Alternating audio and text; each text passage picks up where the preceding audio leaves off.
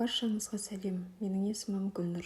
Бүгін сіздермен бір жасаған анақ керемет болып шығатын, өте дәмді, су қоспай, сүттен ғана жасалынатын құймақ дайындаймыз. Осындай жұп-жұқа, жұп-жұмсақ, ажорный болып шығады. Дәмі өте керемет. Дәл осы рецептімен менімен бірге жасап көріңіздер. Ол үшін бос ыдысымызға 4 дана жұмыртқамызды саламыз. Мен адам санына қарай көбірек етіп жасадым. Егер сіз азырақ етіп жасайтын болсаңыз, 1 есеге азайтыңыз мөлшерін. Және үстінен 150-200 грамм шекерімізді саламыз, жақсылап араластырып аламыз. Қанты ерігенше жұмыртқа екеуін жақсылап араластырамыз.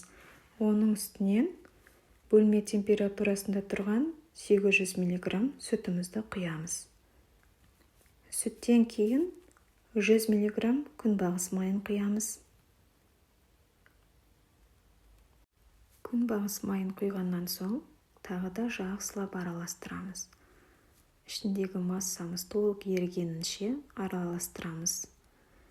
Және мен миксердің көмегіне де жүгіндім. Миксермен де жақсылап араластыру қажет. Оның арасында тұзды видеоға салмай қалыппын.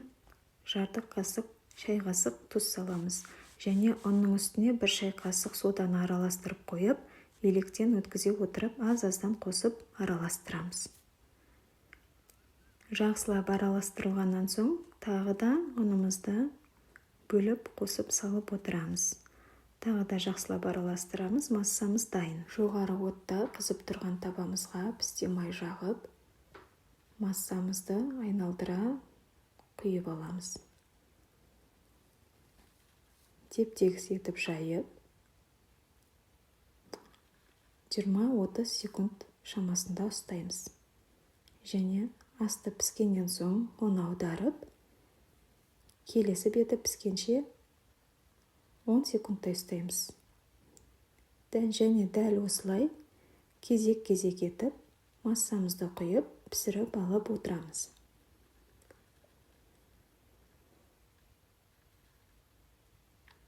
Құймақтарымызды аударып, әдемі етіп пісіріп аламыз.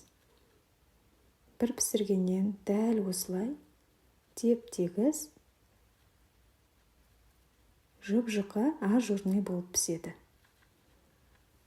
Осылай әрбір құймақты пісірген сайын табамызға пісте май жағып отыруды ұмытпаңыздар. Себебі табамызға құймағымыз жабыспайды, әдемі болып алынады, өте күшті болып піседі. Құймақтарымызды пісіріп болдық. Міне дәл осындай жұп-жұқа, жұп-жұмсақ, тегіс құймақтарымыз дайын. Егер де видео ұнаса, лайк басып комментарий жазыңыздар және Гүлнұр Ақберді каналына тіркеліп, маған қолдау көрсетіңіздер.